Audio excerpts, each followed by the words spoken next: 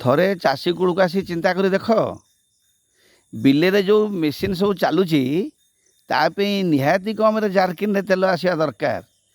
ସେ ଜେନେରେଟରଟିଏ ହେଉ କି ଟ୍ରାକ୍ଟରଟିଏ ହେଉ କି ପାୱାର ଟିଲର ହେଉ ବା କୌଣସି ମେସିନ୍ ହେଉ କି ଘାସ କଟା ମେସିନ୍ଟେ ହେଉ, ସିଏ କେବେ ଥରକୁ ଥର 15 ମିନିଟ୍ 20 ମିନିଟ୍ ଘଣ୍ଟାଏ 2 ଘଣ୍ଟାରେ ଯାଇକରି ତେଲ ଭର୍ତ୍ତି କରି ଆଣିପାରିବେ ନାହିଁ।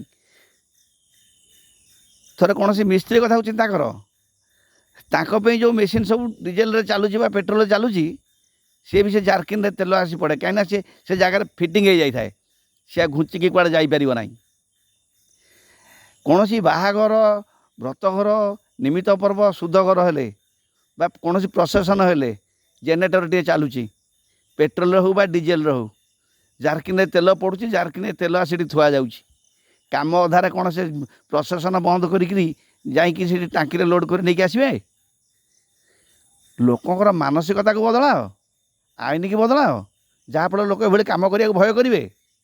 ତା ନକରି ଜଣକୁ ଯେତେବେଳେ ଛାଡ଼ି ଦିଆଯାଉଛି, ଆଉ 5 ଜଣ ସେଭଳି କାମ କରୁଛନ୍ତି ନା। ୟା ଦ୍ୱାରା ମଣିଷ କେତେ ହଇରାଣ ହେବେ ଚିନ୍ତା କଲ ଦେଖିଆ। ଦୀର୍ଘ ଦିନ ଲୋକ ଯାଇ ପେଟ୍ରୋଲ ଟାଙ୍କିରୁ ଫେରିକିରି ଆସୁଛନ୍ତି, ମନା କରୁଛନ୍ତି ଆମେ ଦେବୁ ନାହିଁ। ଇଆଡ଼େ ଜିନିଷ ଚାଲିବ କେମିତି?